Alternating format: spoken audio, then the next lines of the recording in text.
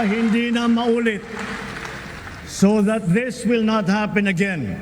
First, the DPWH will immediately submit to me a list of all flood control projects from every region that were started or completed in the last 3 years. Isa sa mga pinalakpakan sa SONA ng Pangulo nitong Lunes ang utos nito na imbestigahan ang mga flood control projects sa nakalipas na 3 taon. Ayon sa Pangulo, dapat isa publiko upang makita ng taong bayan ang estado ng naturang mga proyekto na nagiging tampulan ng batikos dahil sa malawakang mga pagbaha sa iba't ibang mga lugar sa Luzon. Ngunit para kay Baguio City Mayor Benjamin Magalong, na kabilang sa mga lokal na opisyal ng pamahalaan na nagsusulong ng good governance, hindi dapat dito magtapos ang pagbusisi sa mga proyekto ng gobyerno. Personally, it was a good SONA sa akin. May mga kulang lang, siyempre.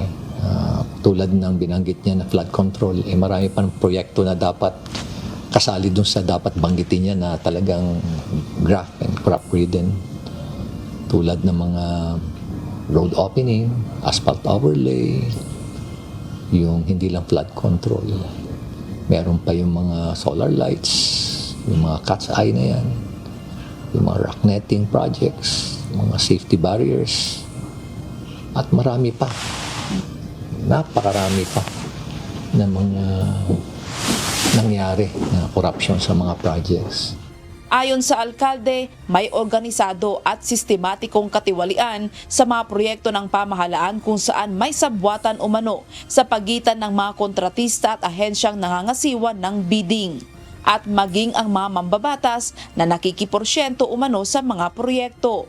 Yan mo makikita na talaga yung collusion between the district engineers at yung mga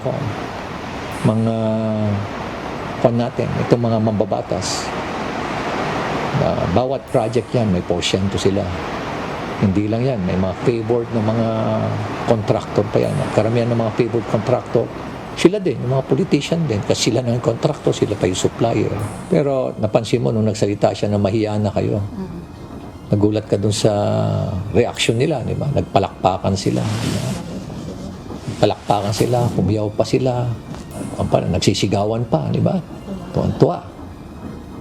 Sabi ko, di ba height of callousness yan at mockery yan? Diba? Alam naman natin na sila rin yun eh. Sila yung, kumbaga sa pelikula, sila yung best actor eh. Sila yung main actor dyan eh. May hamon naman sa alkalde si Bicol Saro Party List Representative Terry Ridon na maglabas ng ebidensya ang alkalde tungkol sa mga akusasyon nito. Si Senate President Chis Escudero, isusulong umano ang isang batas na magbabawal sa malalapit na kaanak ng mga politiko na mangontrata sa mga proyekto at maging supplier ng gobyerno. Grace Doctolero, UNTV News and Rescue. Diyos ang aming sandigan, serbisyo publiko ang aming pinahahalagahan.